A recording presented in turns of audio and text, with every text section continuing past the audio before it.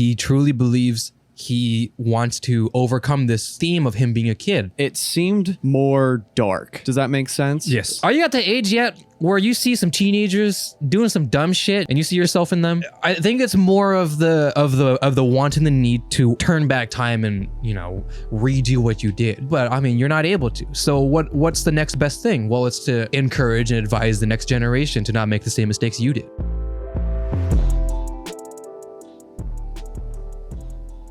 What? Hello, everybody. Okay. Welcome back. Welcome back to the Uneducation Station. Of course, my name is Zach. I am here with my buddy Arthur. I'm Arthur. And today we have no idea what we're talking about, but we do know what we're talking about. Well, yes, we do. Because we watched Spiderman. Spiderman, no we whom. Well, finally. a couple weeks after, bro. You know, hey, did you get spoiled at all? So I got spoiled to a certain amount of things. Like I knew who was going to be in it, but I didn't know, like I haven't seen any like videos or anything about it. And then of course, immediately after I watched it, I watched like, you know, Easter eggs, things you didn't know. I didn't do that yet. I wanted to, but I hadn't done that yet. I was fucking tired after we went. But yeah, we ended up watching Spider-Man, No Way Home. Great movie. Great. Zach, I want to call it my top one really bad. I really want to. So, okay. I didn't get spoiled because I'm really good at dodging spoilers. Like, I'm really good. I can browse Twitter freely and still dodge them. That's how good I am. Now, I know because I said that, now I'm going to get spoiled on something. But I need you to understand, after, you know, being in the anime space for a very long time, I'm very susceptible of getting spoiled, and I have my own friends tweeting out like current episodes and be like, "Oh shit!" and like, you know, of like anything like of Demon Slayer, of a random slice of life that's just random. Who the fuck cares? Yeah, everything. That's where I'm at. But I'm really good at dodging that bullet, like really good, because dude, I'm very good at. I have a trick. Okay, I know this is a weird tangent already. I have a trick. It's just to kind of turn your mind off when you have a feeling that it's going to be a spoiler until you scroll past. You kind of, because there's no way, like I can't just predict that there's going to be a spoiler as soon as I scroll, right? Right. But as we've talked about before, because the brain is so cool, it can process faster than we can see, you know? Like it takes a little bit, like our brain can process things before it spits out an image into our eyeballs. Right. So, or rather, we can see, or no, let me rephrase that. We can see things, but it doesn't process into our brain what that is yet until we actually like, in milliseconds, right? Yeah. But that's still time. So as soon as I see it in the freaking frame or whatever it may be of something that might be a spoiler, I'm like, oh, pass by. Don't even think about it. I don't even pay any second of mine, and then I forget about it. Because have you ever... This is another philosophy I have. Not philosophy, I don't know, more of a theory of forgetting. A game theory. A game theory. This is my theory on forgetting. This is a weird tangent, but it ties in pretty well. Forgetting. By the way, spoiler warning. Not yet, but we will jump into it. But at the same time, okay. Spoiler warning. For games, for movies like Marvel movies, holy tangent, Jesus fuck. I'll finish my story in just a second. But especially for like things like Endgame and Infinity War, we have this mutual, like not even just as Marvel fan, because I wouldn't consider myself a Marvel fan. I enjoy Marvel, but I just enjoy movies and superheroes. I watch a DC movie too. I don't read the comic books. I probably watched about a fraction of the MCU, if at all, because I don't leave my house. So I what was I saying? Oh yeah, so there's like this grace period, right, of when we could talk about it, this mutually agreed grace period. Like even the diehard fans won't talk about Spider-Man until at least like a week or so. Because it's like, if you cared that much about the movie, like it's Spider-Man No Way Home. We all know the hype. I'm not even a Marvel like avid, like I'm just a casual Marvel enjoyer and I knew the hype, right? So I understood that after like maybe a week or so, then just free reign. Go ahead, go for it. If you get spoiled, that's your fault. You know what I mean? Because you didn't watch it. Yeah, that's how monumental of a movie Spider-Man was. That's how monumental of a movie Infinity War and Endgame was, right? Right. That's how that was. So it's like You didn't see it. That's your fault. We're going to talk about it now because we did the due diligence. If you're lazy, that's your fault. And I understood that. So for the past, what is it, like 4 or 5 weeks? When did it come out? Like December, right? It came out Christmas, right? Or something around that time? I think it was right before Christmas. I believe so too. So it's been a whole month. Yeah. Almost. Right? Yeah, almost a whole month. So, and I dodged every single last bullet because, now let me explain my forgetting theory. I don't know how well this ties into it, but I use this a lot. Have you ever, I tell you I write things down, right? Mm-hmm. I write everything down. If I have something in my mind, I'll write it down. I have a long list of things I write down. Whether I call back to it or not, I don't know, but it's there just in case. Because we forget very quickly. Yeah. Short-term memory loss, but not necessarily the diagnosing, but just inherently we have a lot of things to think about as humans. So we only have so much capacity in our brains, right? So let's say, for example, I'm doing something and I think of something. Let's say I want to do something really quick. Oh, I'll do that. Okay, I'll do that in just a second. And then something else happens, and I say, oh, I'll do that in just a second. The thing I just said previously just escaped my brain. I will never remember it, ever. Unless some external thing brings it back up. Someone tells me. Right. That's generally how it works. I mean, have you ever walked in, go to your room to grab something, and then while you're in the way, you think of something or whatever, you're just on your phone or whatever, thinking about things. And then you immediately forget. And you forget. That's how quick it can get. Right. And so if I'm just scrolling through Twitter and I see something, I pay zero mind to it, but it's still there because I saw it. I scroll past and then I think about everything else because I'm still scrolling through Twitter because, it's, Twitter, Facebook, whatever it may be, in the moment, fast form media. So I'm too busy thinking about other things to even let my brain have the time to calculate what the fuck I just looked at. Right. And that's how that's how it is. How scientific that is, I don't know. But I don't follow science. Well, I do, but I'm more of a practical, logical guy. Right. Yeah, and I think it's really cool because the mutual understanding of at least for Marvel fans, and like I would consider myself a pretty diehard Marvel fan. Mm-hmm. Yeah, because I've seen pretty much every single movie in the MCU. Ooh, nice. Almost every single movie. There are a couple that I just haven't had the time to watch, I guess. Mm-hmm. What have you not seen?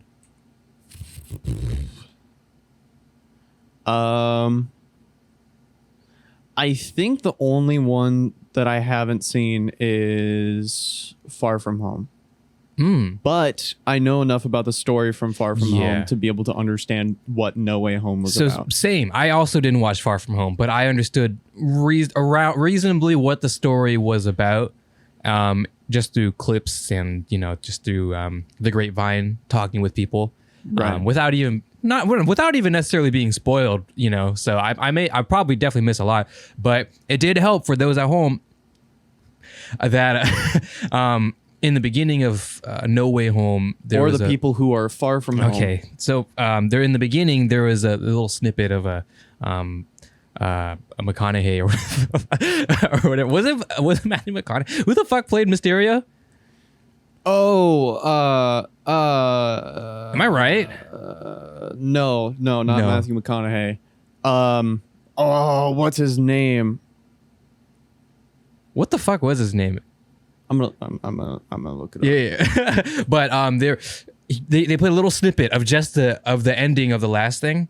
Classic anime preview type shit, right? Which is perfect because I feel like a lot of people were in the same boat as me, where we didn't watch Far From Home. Not because it was a bad movie or anything, and not because I didn't want to, but I just I can't remember when Far From Home came out, but it definitely came out, a year or so prior, which means it came out during Cabbage times.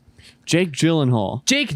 I said that. Why did I say Matthew McConaughey? I was talking with my dad when we were driving back, and I said Jake Gyllenhaal. Why am I so stupid? Anyways. Silly goose. Anyways, I don't even know actors, but I knew Jake Gyllenhaal. But then I didn't at this moment because I put myself on the spot and I forgot. Gonna be a common theme, forgetting. Spoilers again. Anyways. I'm not afraid to talk about spoilers because, as we explained, we've definitely passed the grace period, especially once this episode comes out. By the way, episode 50, by the way. Episode 50. Episode 50. We're going to do something special, but time didn't really work out. But hey, we'll save it for episode 100 or 69. I don't know. I think episode 69 is going to be more special than episode 100. You think? Yeah. Oh yeah, 100%.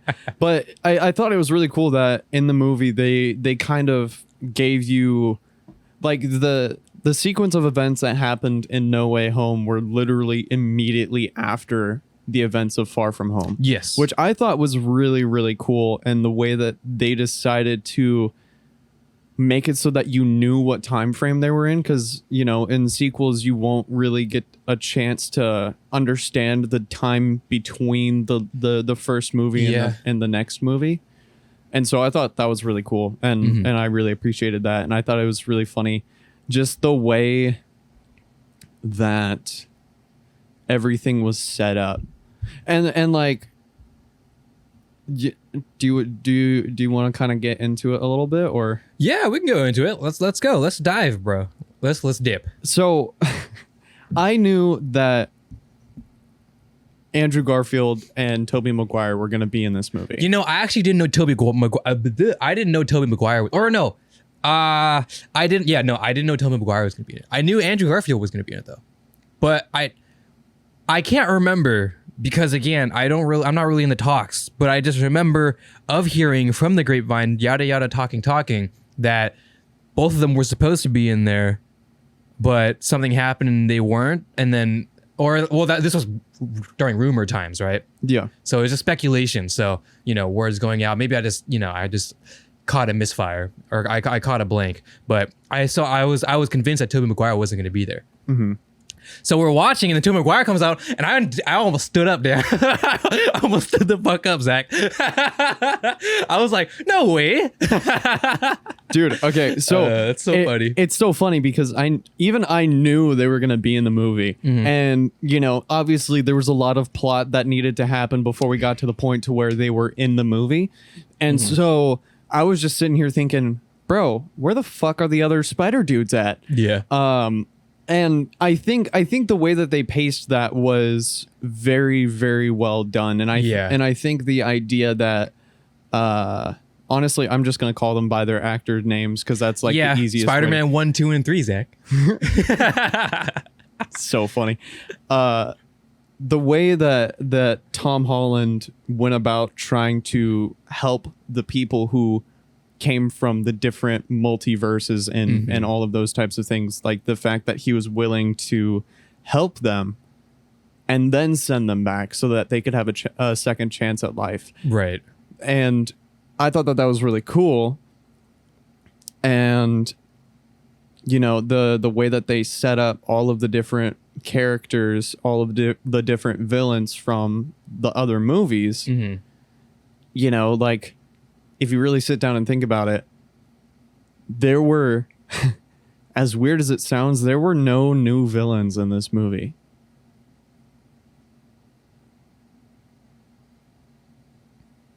Yeah, you're right. There were no new villains. Because right? Yeah, there was Green Goblin, Dr. Octavius, Lizard Dude Bro, Electro. Dude, I forgot about Lizard Dude Bro. Like it like literally vanished from my memory. He was in Amazing Spider-Man 1, right? With Andrew Garfield. Because 2 was Electro. Right? Oh, with yeah. Jamie Foxx? Yeah. Yes. Right? Yeah, I'm not stupid, right? Yeah. No, because right. it just vanished from my memory. When I saw, because I knew it, and I saw him and I was like, oh yeah, that's right. But then I completely forgot. Oh, and then Sandman from 3. Yeah. Mm-hmm. So Spider-Man 3. I think the only villain that wasn't there who was from previous Spider-Man movies was obviously Harry Osborn, but Well, yeah. But yeah, it is what it is. But dude, that's really, dude, Zach, let me ask you first up front. Who is your favorite superhero? My favorite superhero? Yes. Dude, Because I will say mine. Go ahead. I have to say that mine's Spider-Man just because of Tobey Maguire.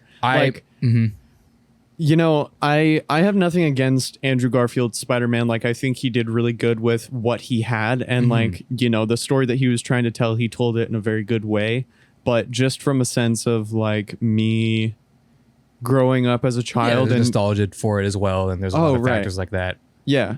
So that's the only reason why I say that. But what is yours? Mine is Spider-Man as well.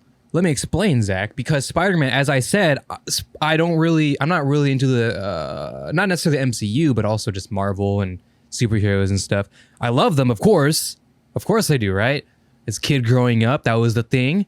And you know, I mean, I watched the original Supermans and the Batman and all that stuff, but I didn't really watch very many. But Spider-Man was always what stuck to me. I seen every single Spider-Man up until about, I would say Far From Home. And that's the only like consistent superhero movie I watched, or superhero series. I was gonna say franchise, but I don't. Superhero movie. I don't know. Superheroes movie. There we go. That's right. I mean, obviously I've seen Avengers and I've seen Iron Man 1 through 3. I think it's about it. I think that might be it. And I've seen Thor. But other than that, yeah, Spider-Man is the only one I consistently watch. I watch all 1 through 3. I've seen Amazing Spider-Man 1 and 2. And I've seen Into the Multiverse. And I've seen, I don't know if that's MC. Well, I mean, the other ones weren't. Anyways, I'm stupid. I need to again set the stage for people. I'm an average dude. I'm a guy like me, guy like you. Just watch a movie every once or twice a year or so. Just your average Joe Schmo. I just don't leave my house, so I don't watch a lot of movies. I didn't even watch the original Spider-Mans in theaters. We watched them in Blu-ray. I think. Like that's how much I don't leave my house. Like even back then. but my own family, we never just really went to the theaters very often. A lot of times we would wait for Redbox or get the Blu-ray themselves. Yeah, something that was interesting about like the MCU iteration of Spider-Man and Tom Holland's Spider-Man is, and this is something that they brought up in the movie as well. It's the fact that you got to see Spider-Man interact like as a team, like as a member of a team. And he was able to work alongside like Iron Man, Captain America, you know, like he was one of the Avengers. Yes. And so it was really interesting because there was kind of that moment in No Way Home where they all had to like work together as a team. Right. And, you know, Tobey Maguire and Andrew Garfield, they had always worked by themselves. And so Tom Holland kind of had this opportunity to be able to show them how to work as a team. And I thought that was really cool.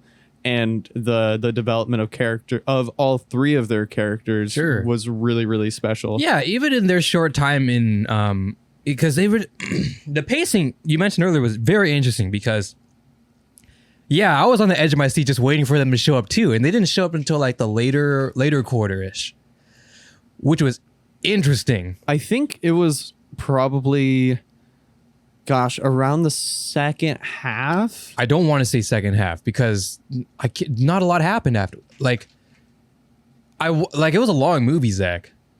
That's true. Like I want to say the final quarter, and it's interesting because I like that a lot because it's something that everybody knew was going to happen, you know, without even it being said officially, I suppose, or maybe it did. I don't know. Everybody knew. Everybody was waiting for it. And it got so long into the movie that some of us might have even just kind of forgot because we're so sucked in. Right. To which then they finally appeared and we're like, oh shit. Dude. The way they did it. Okay, the way they did it when Ned did his thing, right? He opened up the portal. We opened up the portal, and Spider-Man was there. I actually like for the first couple seconds, I didn't think much of it. I was like, they found Tom Holland, right? Yeah, because that's what they're going for. And then as he got closer, and I saw the suit of Amazing Spider-Man suit, I'm like, oh no fucking way! I completely forgot this is what I came for. You know, I thought it was beautiful because what you mentioned that, you know, Tom Holland had the luxury of being able to work as a team. But that being said, what's cool about the MCU version of Spider-Man is, in my opinion, this is my opinion. Mm-hmm. Although every single one were high schoolish university, or I think Amazing and the original Spider-Man were all university students, right? High school. No. Yeah, high school. Was the first Spider-Man? I swear first Spider-Man was university. It's been a very long time. I'm so stupid. Spider-Man 1 was in high school, and then he graduated high school, and then Spider-Man. Oh, you're 2 right. and 3. Oh, you're right. Yep. You're right. I remember now. You're right. You totally right. Because he swung Mary Jane during graduation. Then Yeah. Okay, so never mind. Let me scratch that. But my point is still about the MCU version of Spider-Man has the most like child version of Spider-Man, the more kid version of Spider-Man, or rather immature, I would say. While the others did have their immaturities as well, I think Tom Holland Spider-Man, I will say, I suppose, did a really good job at capturing just how, you know, he was the most neighborhood Spider-Man in my opinion, because he wasn't very, I feel like the themes and the way he acted, and Tom Holland did a great job at it, was extremely childish compared to the two. Yeah. While the other, I mean, I would consider Andrew Garfield more, I don't know. I would consider him more not, he was definitely, you know, immature in his own ways, but compared to Tom Holland, I would say Tom Holland would play that naive kid. That's what I'm going for. I think, and this is based off of a lot of different things, and I want to backpedal back to the suits in a second, but yeah, please. I think that Tom Holland's Spider-Man was a perfect mix of Tobey Maguire's Peter Parker and Andrew Garfield's Spider-Man, because there was, with the Amazing Spider-Man, both of the movies, it seemed more dark. Does that make sense? Yes. Like it seemed like there were a lot more of those like dark kind of gothic undertones, and even just the way that the movies were shot, and it just kind of like dwelled in the fact that Spider-Man was out working at night fighting crime, and as opposed to like Tobey Maguire's Spider-Man, where it was a lot of stuff going on during the day, you know, your friendly neighborhood Spider-Man. And then Tom Holland, in the 3 movies that he was in, he was able to kind of capture both sides of that. And also he got to explore the possibility of him being in the Avengers and all of those types of things, and how he interacted with those characters that we know. And so to see all 3 of them together, and dude, I almost cried when I saw Tobey Maguire's suit, because it looked I know. I want to good. talk about his suit so bad. His suit, like, okay, I have not, like, in comparison, right? I technically have seen Andrew Garfield's suit, in relativity, much, you know, relatively recently-ish, compared to Tobey Maguire. Yeah. From Spider-Man 3. Yeah. And when the fuck was that? 2000. Oh God, like 2005? Fuck. No, was it really Spider-Man 3? Were we only 5? Let me look it up. Go ahead and look it up. But I'm gonna give you this. Sorry. It looks first of all, I really like it. I'm personally actually pretty partial to Andrew Garfield's. I really like the way 2007. No way, that's crazy. Yeah. Okay. I actually really like Andrew Garfield. Interestingly enough, because I don't know, I like the larger eye. I like the it looked a little more animated, of which then it made it a little more look a little more fun to move around, I suppose. Yeah. In my opinion, and I think Tom Holland's, my opinion, I so love. Again, I needed, I really love Spider-Man, but I felt like Tom Holland looked extremely CGI-y, in my opinion. So to me at least. That being said, Tobey Maguire's felt like the most human somehow, even though obviously, we joke around, Marvel CGI fight, haha, right? But Tobey Maguire's, like, for some reason, his suit felt the most human, spinning, webbing around and stuff. And but, I think the reason why that is because, I mean, you talk about Tobey Maguire and Andrew Garfield, both of them, I'm sure that they wore those suits. Like, yeah, it was practical. All of it was practical. As opposed to Tom Holland, where he got into like the nanotech and all of that kind of stuff, where it basically it was a necessity for it to be CG. And so as good as their CG is, and as amazing as it is. Oh, I'm not saying it's bad. It's fantastic. No. I know that you're saying that. It's incredibly realistic. But the keen eye can still kind of tell. You know what I mean? And so, especially in those scenes where all three of them were together, and I don't know why, but it was just like Tobey Maguire's suit was just so good. And I have to commend like anyone who worked on the costume design for both of their suits. Because it was so true to the way that it looked in their perspective, or in their movies. It was so, like, you really feel like for example, like I'm shooting just generalization wise.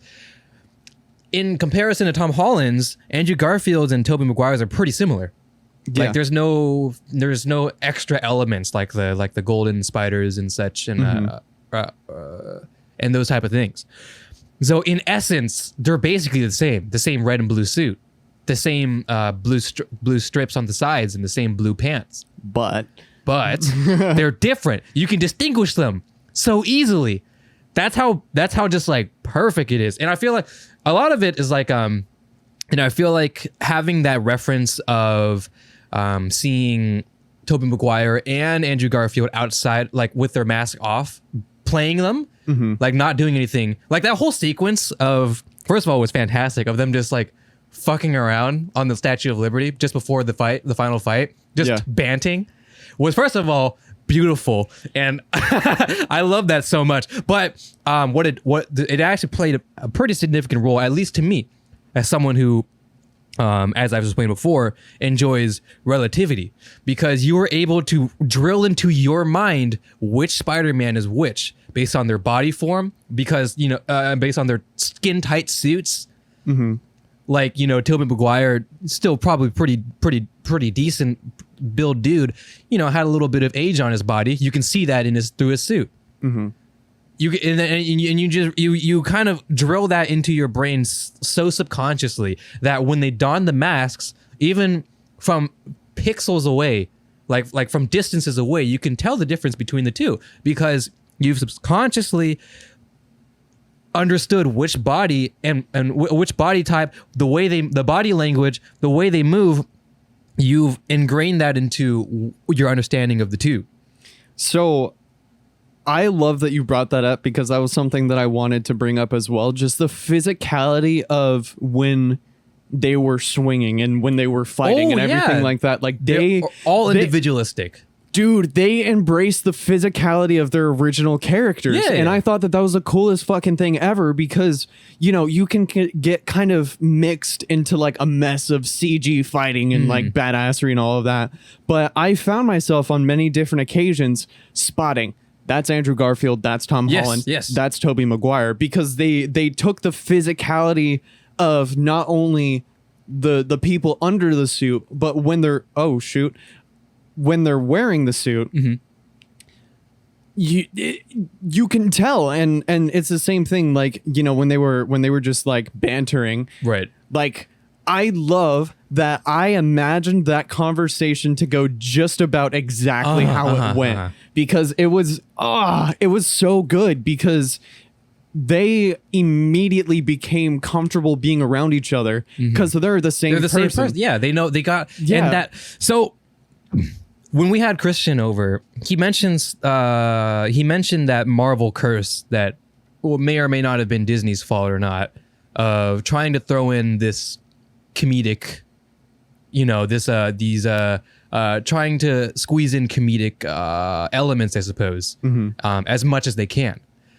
And in essence, and I see where Kristen's coming from, because in the movies that I've seen recently, especially like Shang-Chi and Endgame for that matter, and those type of movies, I totally get what he's saying. Especially, after watching for example, the original Spider-Mans and the original Iron Man and stuff, right? Yeah, I can see that. I can see how they've really tried to bring more of that family-friendly joking bits, right? Yeah. And I can see how that's tainted a little bit of, Marvel's darker tones. Right. That being said, I feel like Spider-Man is the most perfect superhero movie for those type of stupid, gimmicky, not necessarily necessary, but is great to have type of comedy, because it, the kind of stick and poke comedy, the type of, fuck it, let's just throw something in to make it not as serious, because at every single moment in time, whenever, let's say for whatever movie it may be, Spider-Man is fighting his enemy. He's always like, he doesn't say, oh shit, but like swinging, when he's swinging around and dodging death, he's always joking around and he's like, oh shit, that almost got me, and that type of stuff, right? Yeah. That type of comedic environment is perfect for for this Marvel curse to exist in, because it's so natural to have just in the most serious fights, the serious moments, just throw in a bit. I think the coolest part is that it feeds into that understanding that he's still just a kid. Yes. Like he's still, I mean, in No Way Home, he was about to graduate high school and, he was looking for colleges and all of that kind of stuff. Like, you're still a kid. I still feel like a kid, and I'm almost 22. It's like that goofy nature, that lighthearted kind of mentality that he has, like that really feeds into the character. And you can see with Andrew Garfield and Tobey Maguire that kind of progression of aging and maturing into the role of Spider-Man. Sure. And I thought that was so fascinating, because it was so cool to see how they were able to take a character that had a really dark past, like Andrew Garfield. He literally watched his girlfriend die, like sadness. And, with Tobey Maguire as well, like his past is like pretty dark. And, to hear both of them talking to Tom Holland, thank you. To hear them talking to him about how he can learn to cope with those things. And I thought it was so good that they were like giving him a mental health pep talk. Well, this can enter a route that I don't want to spiral too deep into, but when you have to understand, like, I sincerely believe after what happened up to that point of that mental pep talk, Tom Holland really entered a state of depression, a severe depression. Yeah. He watched his aunt die in his arms. He watched him trying to make a change for these people, right? That the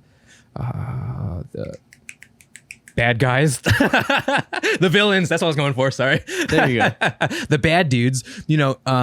Trying to do a good thing, and then it runs amok and will eventually cause the death of that, and his fault of his friends not being able to go to college, and ruining his own friend's life, and all of this happening to a kid. Right. Everything, and it's all in his mind. It's all his fault. Right. And That, I mean, you know, Zach, I would venture to believe that kids in the real life probably have not experienced letting supervillains run amok with superpowers and it causing catastrophe, killing your family members, and it being your fault. I would wager to believe that kids in real life have not done that exactly. Right. Right. Okay, cool. All right, we're on the same page. All right. At least not that I know of. So I know Zach, but that's something, and he truly believes he wants to overcome this theme of him being a kid that Doctor Strange distilled onto him, that he's just a kid, that he's wasting everybody's time. And when that time wasted ends up being the big issue, I mean, you know, it's an issue when there's one villain, but when there's what, 6? Right? 5, 6? Ballparking. And he comes to the conclusion that he's the one that got his aunt into his own mess and took her life. That's a lot to swallow. And what amount of therapy can help with that? Right. When you're fighting with that inner demon called depression, you know, you can talk and you can do all these type of things, but depression is individualistic. It's unique to each in their own. So who else, Zach, would know exactly what you're going for, or what you're going through? What person could know exactly what you are going through? Will it be you? And that's why the Peter Parkers from the other universes, the other dimensions, were the only people that can console Tom Holland. Not his girlfriend, not his best friend, not... I guess those were the only two. Not even Aunt May, who, you know, just posed upon that responsibility to him and her values. As important as that was, not even her can be that person. It has to be Peter Parker.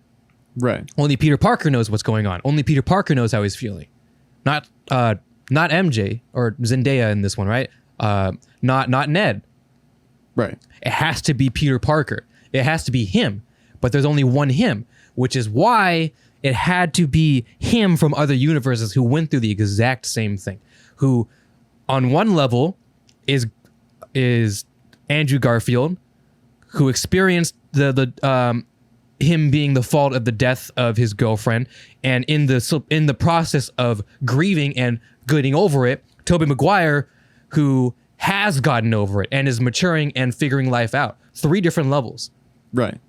Tobey Maguire, who's figured it out, Andrew Garfield, who is figuring it out, Tom Holland, who is experiencing it now.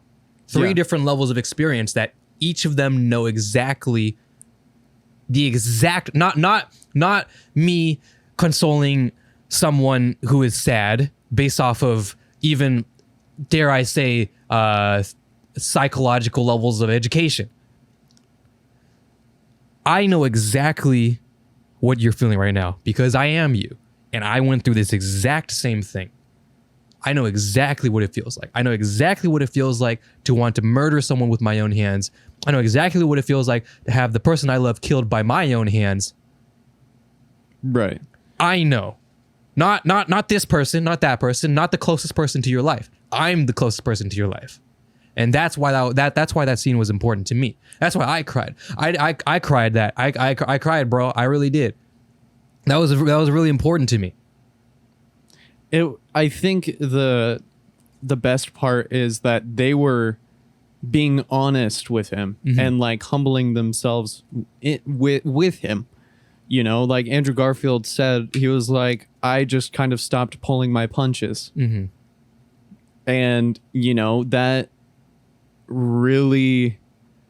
And like you see that too. You see Tom Holland do the same thing with Green Goblin. Right. Like he stopped pulling his punches and beat the fuck out of him. Mm-hmm.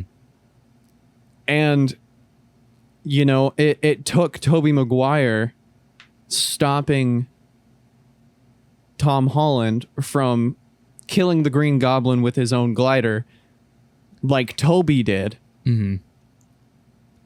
for them to save his life and to give him the antidote that he needed. Like, that was, dude, that whole that section of the movie. No, that was like extremely. That was harsh. That was extremely harsh. The music cut out. It was just Tom Holland releasing every single bit of anger he had. Every single bit. You can see it in his eyes. He wanted blood. He wanted to kill this man. And like, you could feel the power of his punches. Like, you could just feel just how hard. It didn't even feel like stage fighting. It felt like I was just watching murder. Like I was watching a one-on-one street fight.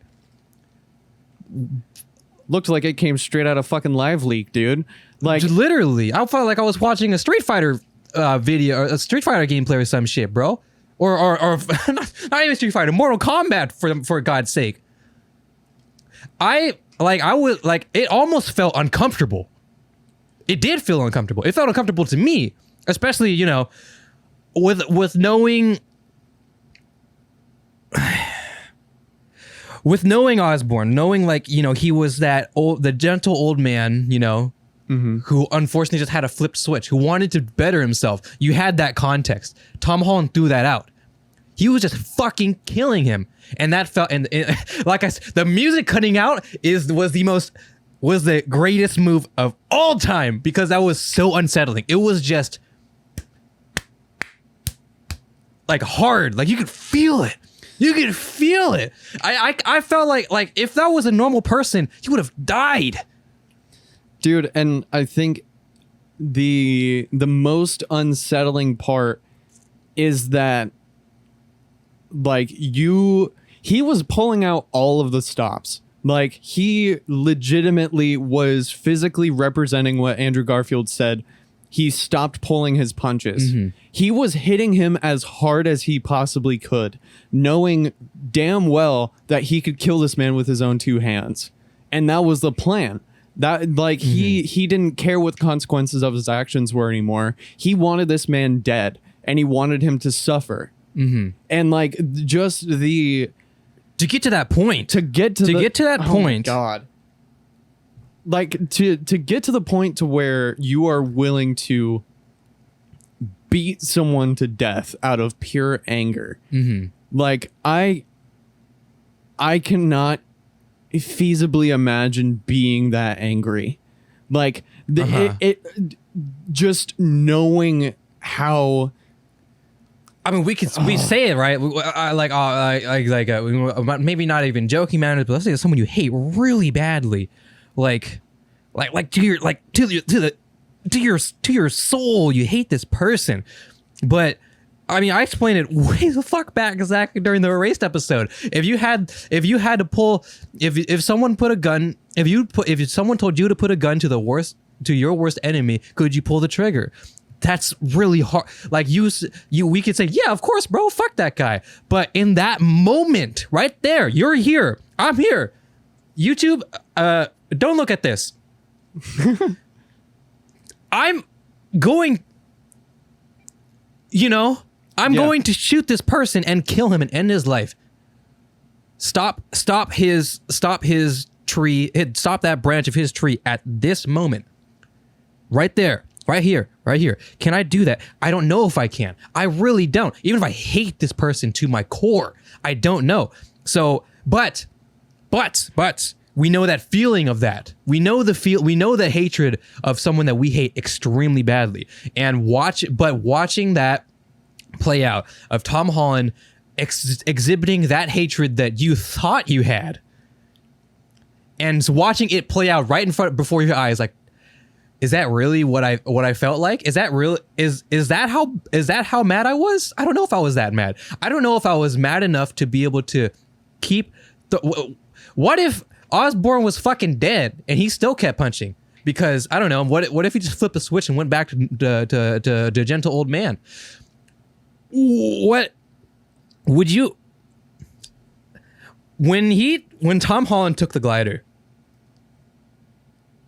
and went for the final strike, and Tobey Maguire stopped him and looked him dead in the eyes. First of all, he didn't say a word. He didn't say. He looked like, look at me, you know. When I saw, okay, I don't know if I'm just an old person, but when you see, you know, I feel like what Tobey Maguire saw in Tom Holland was himself. Was himself when he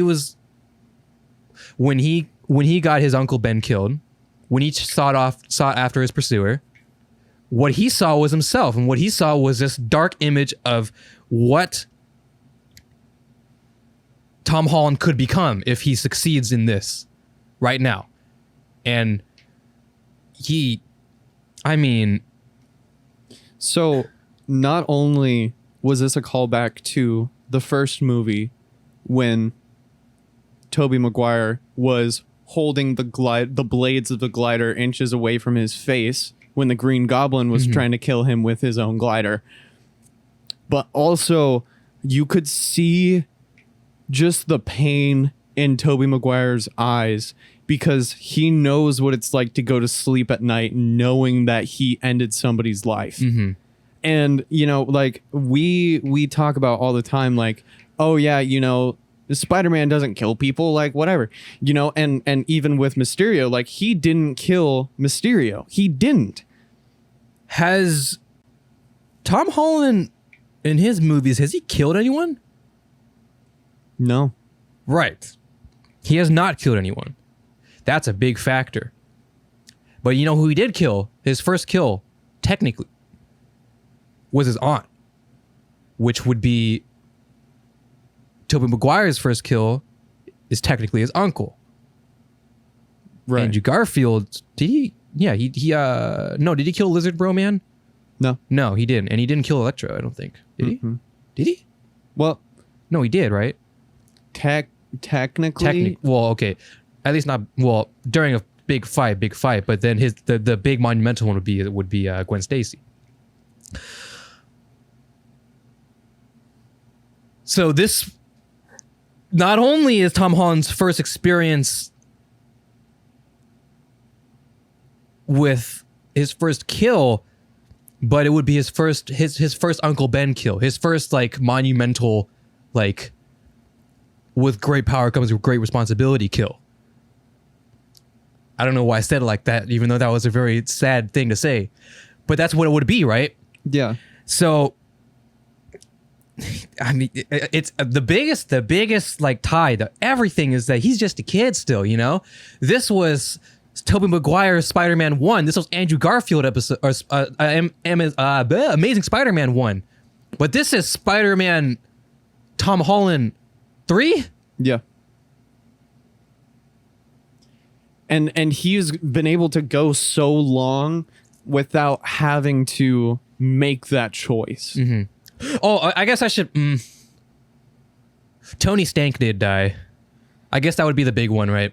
But not the great with great power comes great responsibility kill. Not that one. It was the first death that he was directly correlated with. I think that's a better word. Yeah,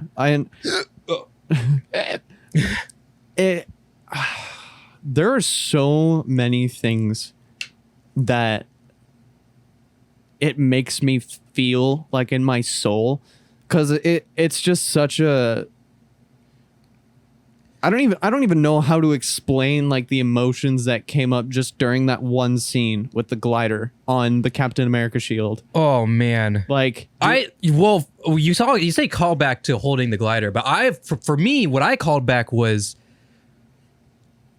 how it went down in Spider-Man 1, right? Glider comes, he does a super sick backflip and then Green Goblin schmurders himself.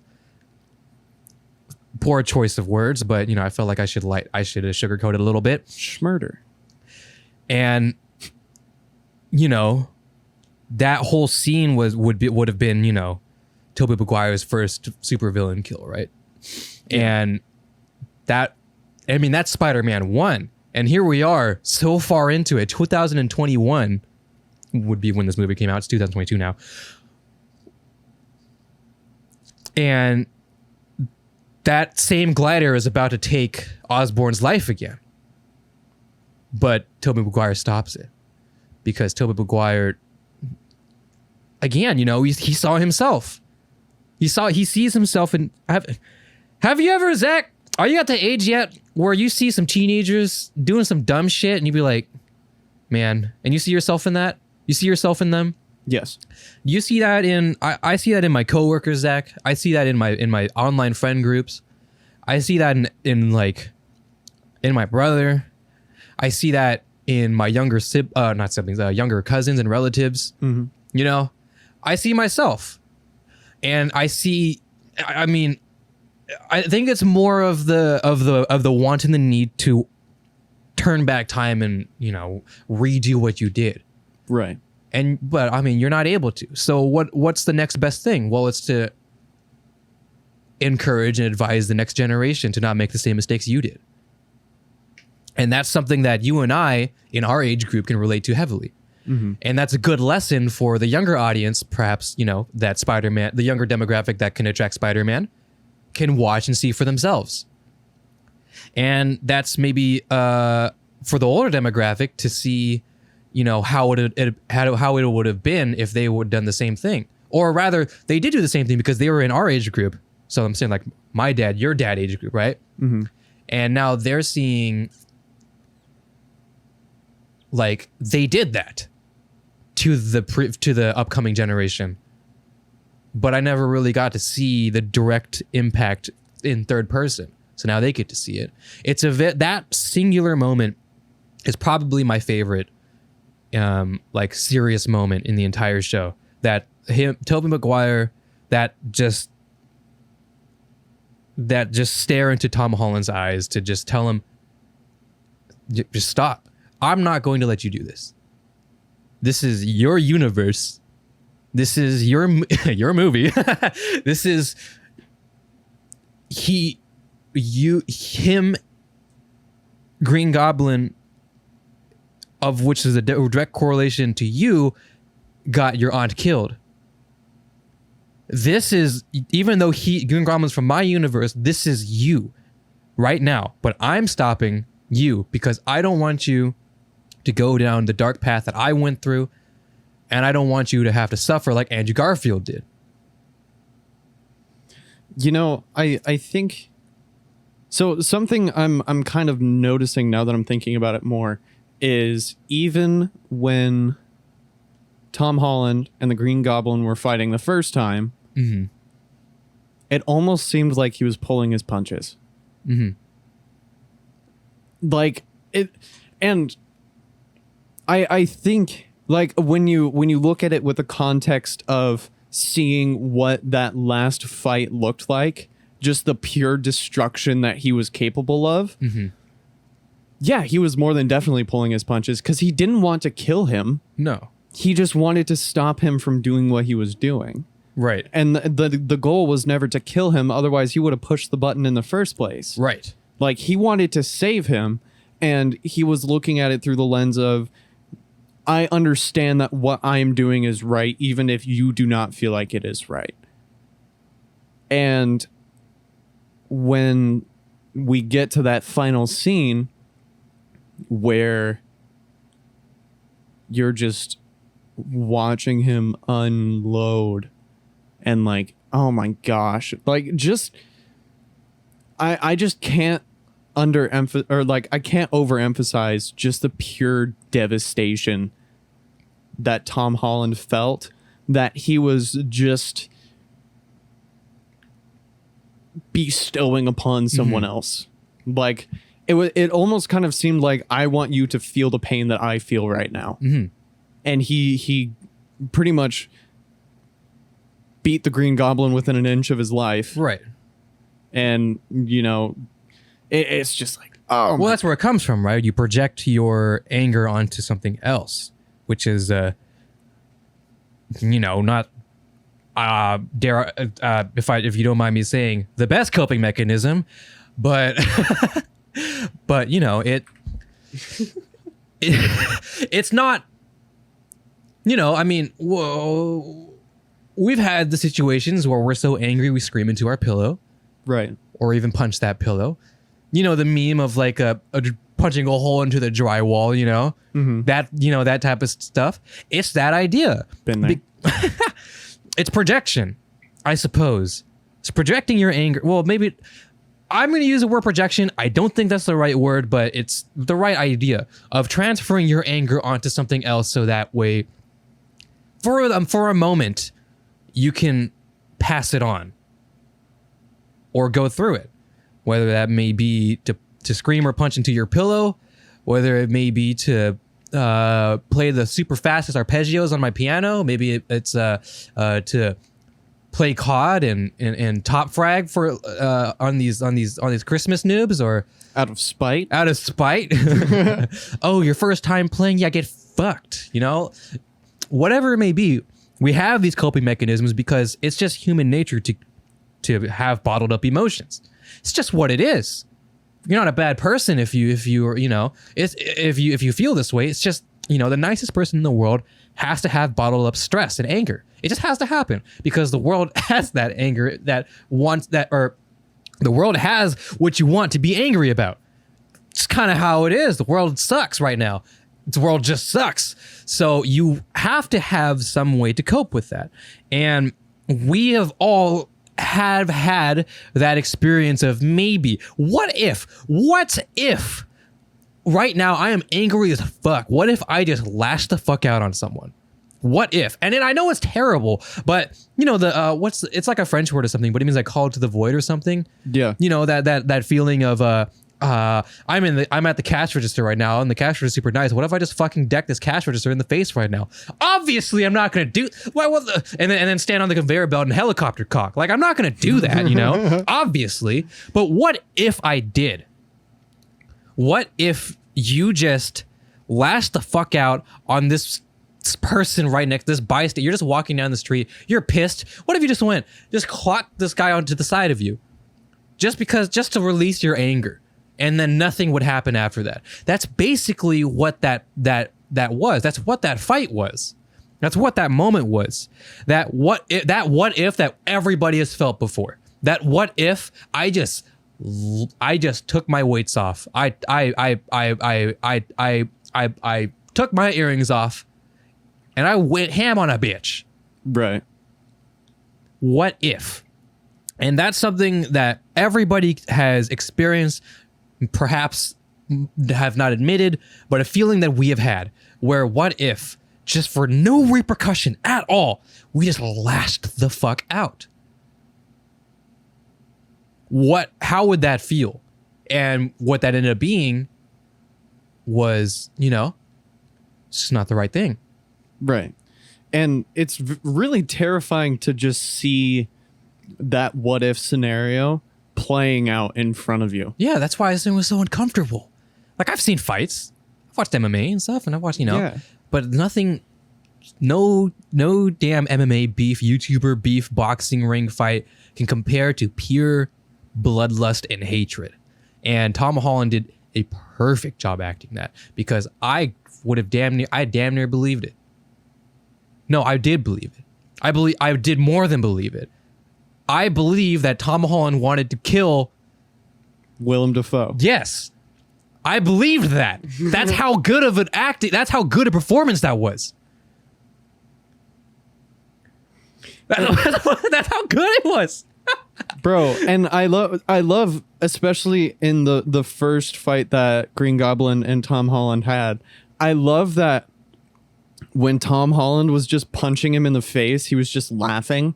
Like that maniacal, like Joker-like laugh. Yeah. Like, it was so fucking terrifying. Oh, and yeah. I just see him extracting the hatred out of Tom Holland and just like, oh yeah, if pulling from the hotel fight scene. That's when it's like you can see how it progressed.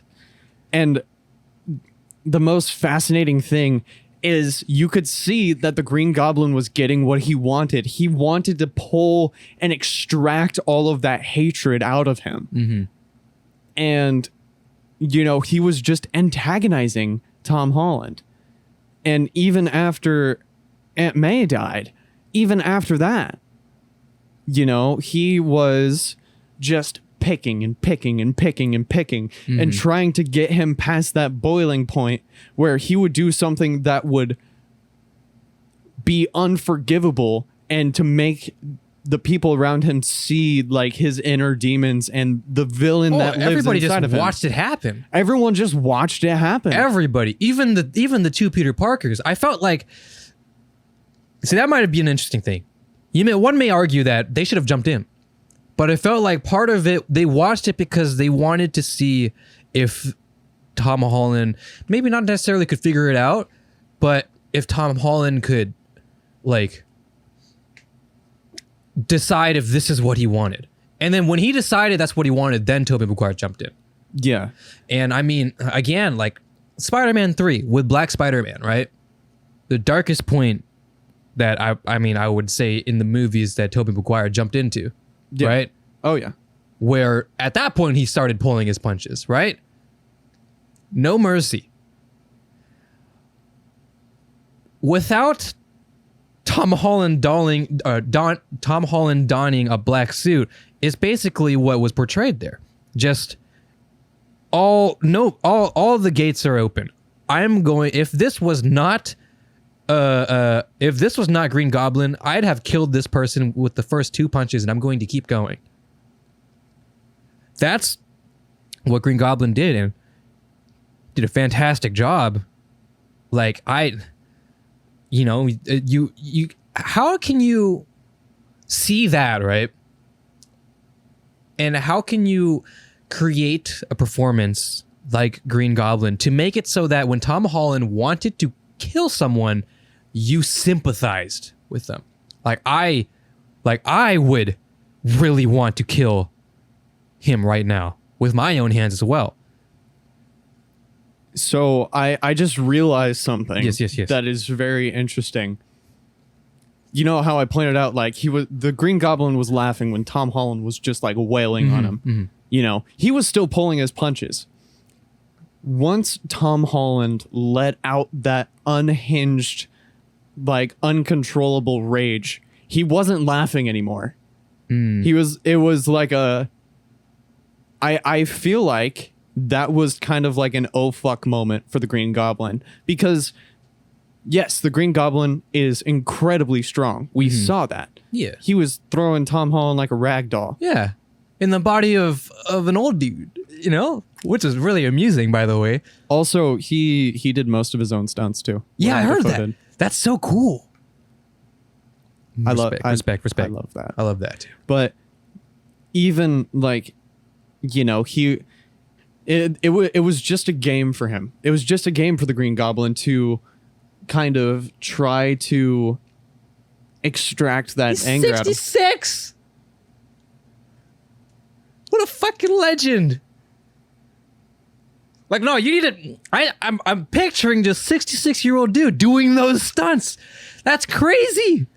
Yeah. Even if it's like partially CG, partially editing to make it go a little faster. Who knows? Those stunts were freaking insane. Dude, that's so crazy. I'm sorry. Go ahead. Was that on camera? So much respect. Yeah, I got it. Okay. Sorry.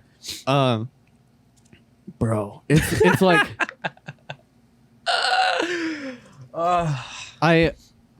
and it's so funny because we've mostly been talking about just one scene. Yeah, I know. Because I think this one scene ended up encapsulating just the inner fight that all of these heroes have had to fight for what is right, even if it doesn't feel right to them. You know, and like just that feeling of betrayal that Tom Holland felt after he tried to help all of these people and now they're turning against him. Like they're not letting him do the right thing. Right. And so instead of killing them all, which all three of the Peter Parkers could have easily done, they didn't do that. And the one who was the most depraved, I guess is the best way to put it. The one villain that was the most depraved out of everybody else was the Green Goblin. And he was willing to do the most horrible things to extract hatred out of Tom Holland. And it was such a beautiful representation of so many complex emotions and so many different mentalities that you would imagine that this type of hero would have. And this is having a lot of callbacks to episode 2 of the podcast when we talked about Erased. Or no, episode 3. And it's interesting because we talked about those ideas of would you be able to kill this person? Like, at what point would you be able to just kind of say fuck it and do it? And I think that we saw where that point was. That point where you don't care about the consequences of your actions. You don't care how many people are going to lose even more trust in you. Because at this point, it almost seemed like all bets are off. Because not only did Tom Holland kill Mysterio, he also brought these villains into their universe that didn't belong there. He ended up preventing Doctor Strange from just sending them all back where they came from. He tried to help them and then it ended up causing his aunt to die. He ended up making it so that his best friend and his girlfriend couldn't go to the college that they dreamed of going to. There were just so many things that were just adding up and adding up and adding up and adding up. And he hit his breaking point. Yeah. And that's what you saw there. That was when you saw him break. That was his boiling point. That was his breaking point. He didn't care anymore. And he was willing to exact his revenge and take out all of that anger and resentment and sadness on the Green Goblin. And it took an older and wiser Peter Parker to tell him, this isn't worth it. I've done it. It's not worth it. It's not worth going to bed every night regretting the decision that you're about to make right now. And I think that that's the most beautiful thing out of the entire movie. Like that, just that idea of both Andrew Garfield and Tobey Maguire knowing how much that will fuck him up, because it fucked them up hardcore and they stopped pulling their punches. We don't know what happened in between their respective movies and now. Like, we don't know. Yeah, that's true. And so that's just whatever after. I mean, it's been, if we're going to be relative about it, basically we're basing it off the age that we've last seen Tobey Maguire now. And then we can determine that's how long it's been in an equal amount of time with Andrew Garfield. Right. Or at least a relative from that. So they, like, who the fuck knows? That's just up in the air. Who have they done? Have they killed someone else? Have they experienced something else again? Have they lost someone again? Have they redeemed themselves? Have they done something? And I mean, in a way, you saw that Tobey Maguire also became a kind of a that helpful person to Andrew Garfield as well. Yeah. Especially during like the lab scene or that type of thing. Tobey Maguire did a great job. I don't know what else to say, bro. He was that perfect, just older, wiser, like the older brother, that role model figure, that guy who the dependable, what a great, he was like the perfect embodiment of a friendly neighborhood Spider-Man. And I think really? I believe that. Yeah. And I think it it was so cool because like, oh my gosh, this just made me appreciate Tobey Maguire's Spider-Man even more because when they were kind of like when they were on the Statue of Liberty and they were just talking, you know, shooting the shit, telling stories about the adventures that they had been on, and then Andrew Garfield was like, oh, you know, I seem pretty lame in comparison, and then Tobey Maguire stopped him immediately and he was like, no, you're amazing. Like I thought, you're amazing. That's funny, by the way. Amazing. You're amazing. You're amazing. That was pretty good. Yeah. And just like he was the embodiment of just like growing and maturing and being confident in yourself and taking that time for that like emotional development. And that was just so heartwarming to see. Because you kind of see them as siblings, you know? Yeah. And you see Tobey Maguire as like just the older brother who had to learn everything on his own, and so he's willing to go to great lengths to make sure that the people around him don't have to do that. And it's just like, oh, it was so good. And the fact that every single one of them had something different to bring to the table. And you know, the point that I brought up earlier, you know, Tom Holland being able to help them learn how to work as a team, and then Tobey Maguire being encouraging and uplifting, and Andrew Garfield being like that embodiment of like he still needs to work on himself, and like just kind of what that looks like when you're going through the process of growth, the process of trying to become a better person, regardless of if he's Spider-Man or not, you know, like just that growth and development and the character development was just so, it was just so heartwarming because the last time that we saw Tobey Maguire and Andrew Garfield,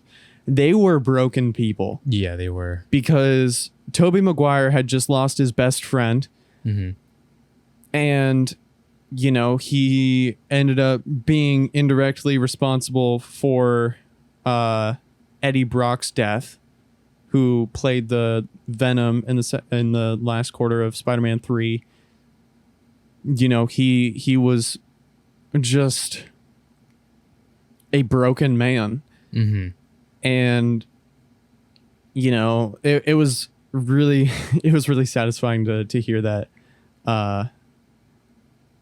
Tobey Maguire was like, yeah, MJ and I are or I think he said MJ and I finally got it all worked out. Yeah, he said it was complicated, but you find it out at the end, right? So it was very comforting, you know, because you know just realistically, we're not going to see any more from those franchises ever again, you know.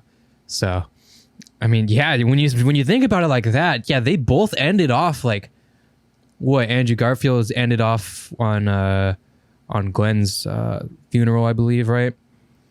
Yeah, and I think he was watching like her graduation speech or something like that. And then, you know, Tobey Maguire ended off with that. Yeah. So it was kind of a bit of a closure for Tobey Maguire's universe that we all have grown up and loved.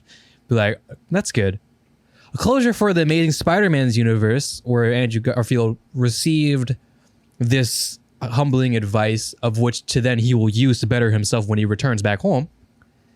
And then Tom Holland, who experienced everything, but with the help of himself, a couple of themselves, he was able to overcome one of the biggest things he probably has experienced to date.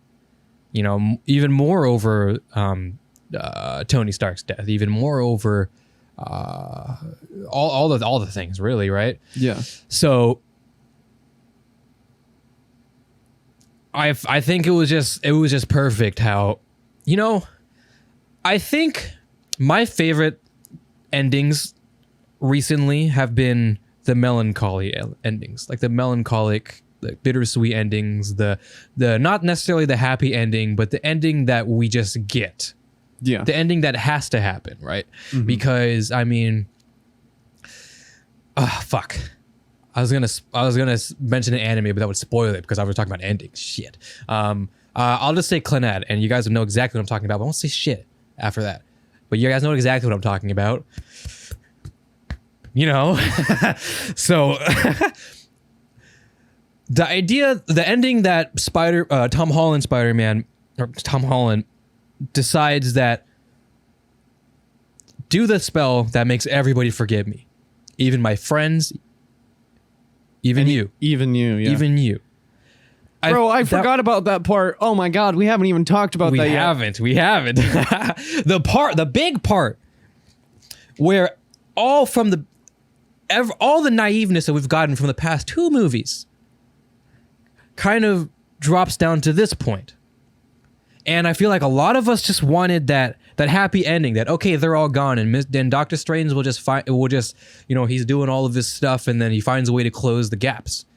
But Tom Holland, you can see the maturity in his eyes. You can see after everything he's been through, he's like, this is gonna do it, right?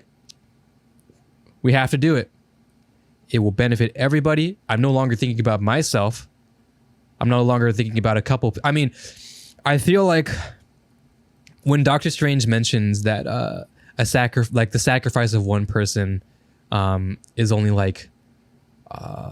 is worth. I mean, you got to think about the perspective of Doctor Strange, right? Multiple universes, that type of thing. Yeah. The sacrifice of one person is probably like so percentage of what the ideal outcome will end up being. Mm-hmm.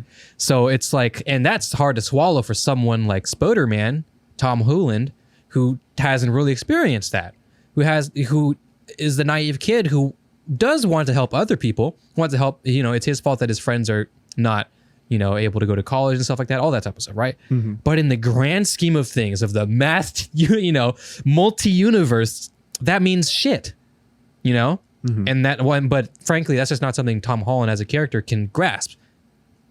Just going to be how it is. So that naiveness finally diminishes when he decides, no, it doesn't diminish yet. He gets there when he decides that's what he wants to do. But it diminishes when you see the point of which he moves on. The point of which he sees MJ and Ned not recognizing them at all.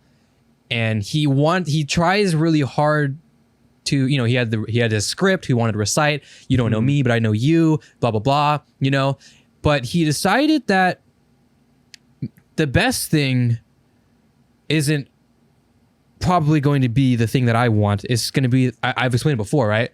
The best thing is oftentimes not going to be what you want. It's going to be what you need, or it's not going to be what's wanted. Hold on, let me restart. The best thing to ever happen might not be what you want. It might be what has to happen. And right.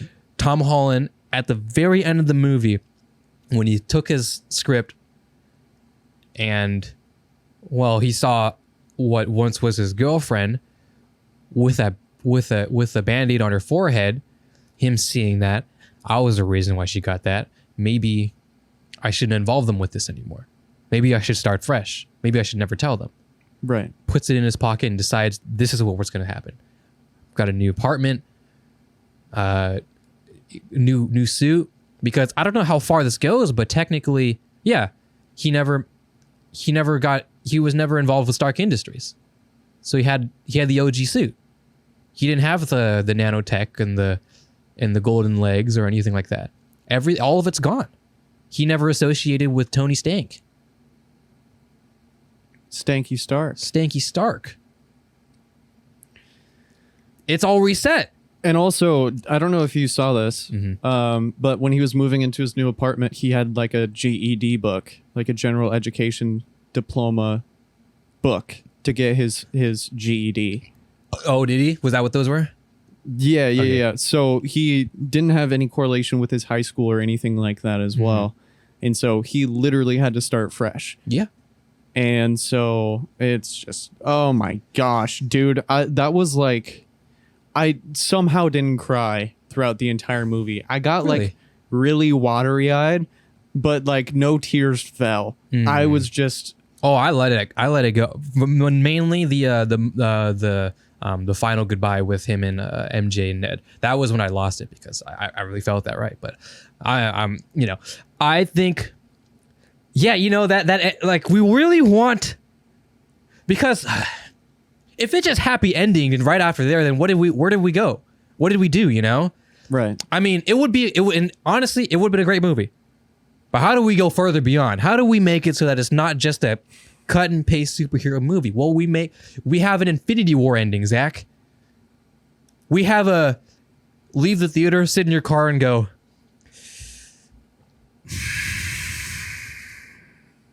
I think after Infinity War, I think Infinity War changed the way that people make movies, just in general. Just because, you know, in a lot of the movies leading up to that point, it was just kind of cut and paste, like stereotypical, like, oh, yay, our hero saved the day. right. Woo! Yeah. And not that necessarily it's a bad thing, but I mean, at this point, superheroes have been around for so long. And I'm an average superhero enjoyer. Casual, not even average, casual. I watched a couple Spider-Man movies here and there. Spider-Man. You know? Yeah. I'm the not even close to general demographic of this type of stuff. I'm a little before that. Right. I'm not diehard. I'm not general. I'm a little because, you know, I don't leave my fucking house and watch these movies. So I'm speaking under the pretense of anime that I've watched, of content and footage that I've edited, of the films, of the film classes that I've took, of both piecing together story plot points and story points, as well as story creation, story plotting, the actual plotting. I'm speaking like that. And to me, I find while the hero saves the day is still, I think is fine and it is good. But when you have a formula like Spider-Man, 3 different franchises of Spider-Man, what do? Well, you give the viewer something that they weren't expecting. Something a little hard pill to swallow. Something that is a good ending, but a little melancholic. You know, it's a something that will be good for the fans, but also will make a grown man cry. Yeah, something that is just this is the ending. Something that we can reconcile as it is a good end. It's not. It's an ending. It's not a bad ending, not a good ending. It's bittersweet. It's a melancholic. I really like that word. I don't know if you noticed. Honors English too, by the way. Honors English too, by the way. I implore you. But what that did was set the stage for that Doctor Strange movie that's going to come out, where however way Doctor Strange knows about it and tries to fix it, right? Mm-hmm. At least that's what I interpret. I guess they never necessarily explicitly said that he's trying to fix that, but he said like, Wanda, I need your help and all that type of stuff. This is after credits, by the way, the second one after the long black roll. So I think it's interesting that they're now exploring the consequences of the actions that Doctor Strange had, where he's gone back in time, he's changed things, he's kind of been all fucky-wucky with the space-time continuum and all of that kind of stuff.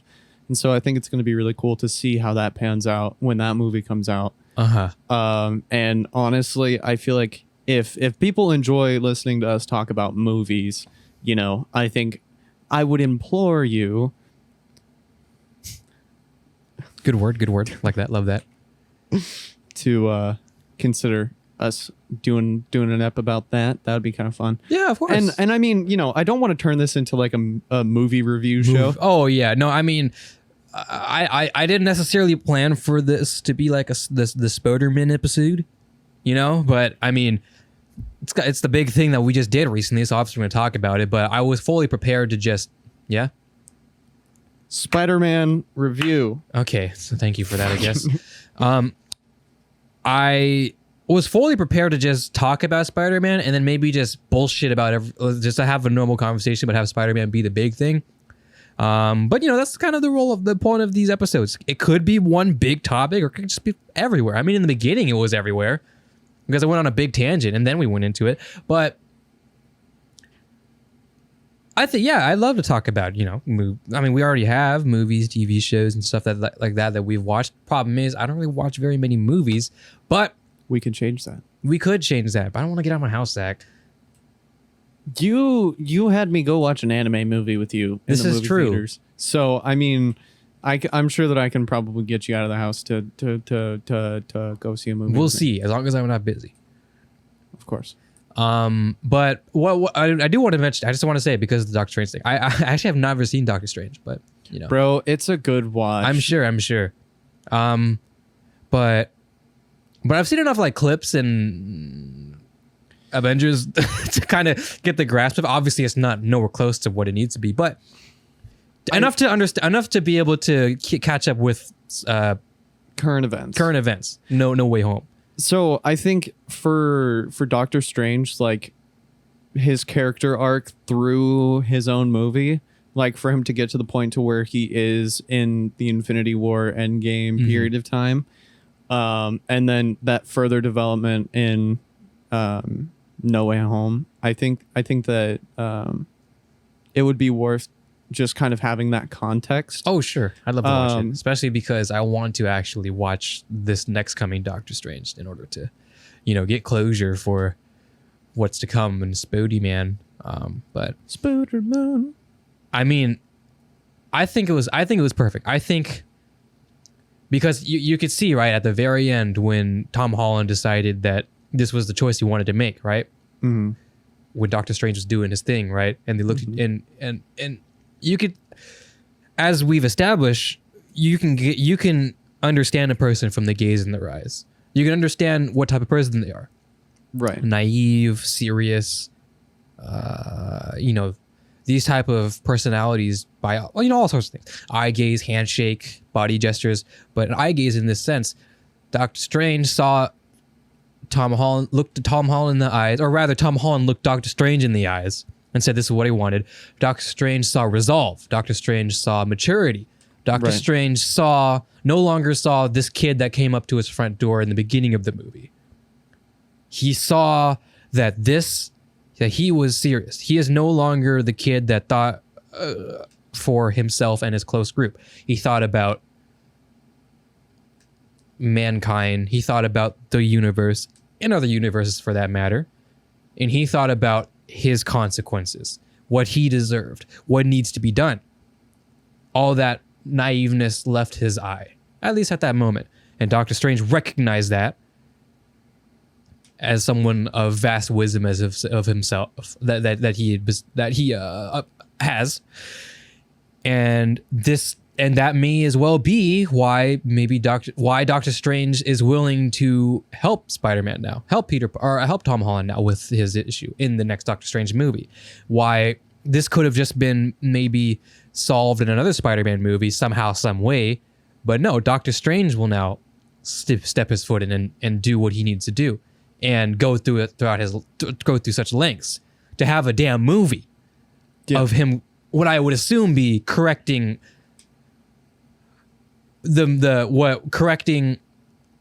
or giving Tom Holland the resolve that he wanted after he understood where his position was, after he understood, okay, this is the solution I want. Okay, good job. That's what I was looking for. Now I'll help you. Right? I would assume that's where that ended up being. And I think that's great. I think that was perfect. That's way more perfect than, well, first of all, more money, more movies, right? More movies. Money. Helps everything. Helps fans, more content. It's a win-win. Money. And it's perfect. Money. So we can have a bittersweet ending, a tough pill to swallow, and find a proper solution to it, rather than and Spider-Man saves the day and everything is happy, then happy ending. Everything is fine. Woo! No. Right. Because if that was the case, then even though Tom Holland went through that arc and that emotional development arc with those other Peter Parkers, that wouldn't have been enough. Right. That's not a good enough resolution. It's too soon. Tom Holland really needed to be an adult. He needed to say, this is this is the lengths that I'm willing to go to help the people around me. And I'm going to quote a bunch of different movies. With great power All right. comes great responsibility. Yeah. And also, I found out something very interesting. Mhm. Did you notice that when Aunt May said it was a little bit different? Did she? Wait, what did she say? What she said was, with great power will also come great responsibility. Did she say it like that? She did. And that's how it's written in the comic books.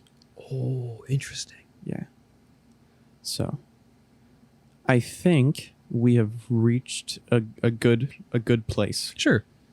If you haven't seen it yet, give it a watch. Even if you haven't watched, well, I'd say at least try and watch the first Tom Holland Spider-Man. You can probably skip Far From Home, since I did and I was fine. Of course, I will still implore you to watch it. I feel like I should as well, so I probably will when I can, if I can, however I can. But watch all of the other ones too. yeah, watch. It's good. I feel like it's a good lesson to learn for all ages. Mm-hmm. For younger, for young adult, younger children, young adult, and adult. And I feel like, well, I mean, if you grew up on Spider-Man, I gotta say, I mean, we did spoil everything, but I feel like no matter how, I feel like even though, like we've said before for the other animes, whenever we said that, have a full anime spoiler review type thing, right? Spoiler discussion. Mm-hmm. I would still watch it even if it's a first time watch, because there's a lot more to unpack. Because, I mean, frankly, we basically only talked about a little bit of the first part, the climax, and then the final quarter. Yeah. When I gotta say, from beginning to climax was a lot. So there was so much shit. Like, actually, there was so much stuff going long on. movie. 2.5 hours? 2.5 hours. Is that long? I would say, right? Or normal? Yeah, most movies are like around the 2 hour mark. Right, so, right. Yeah, I'd say. And dude, fucking Endgame was 3 hours. Oh yeah. And I did not regret a single minute of that. Mm-hmm. But anyways, yeah. Thank you guys so much for listening, and for watching. You know, we talk about a bunch of random shit all the time. You know, we got links down below. We got coffee. We got Patreon, maybe. Got a link to the Spotify, link to both of our socials. And, you know, if you want to hear us talk about something in particular, leave it in the comments down below. And, yeah, if you like this video, hit the like button. If you didn't like it, you could push the other button, but it's not like we're going to fucking see it anyways. Anyways. Get fucked. I haven't said it yet, you know, so I gotta say it. Hopefully someone had bingo from that one. Hopefully the lingering folk got their bingo. Yeah, the uned bingo. All right. Goodbye, everyone.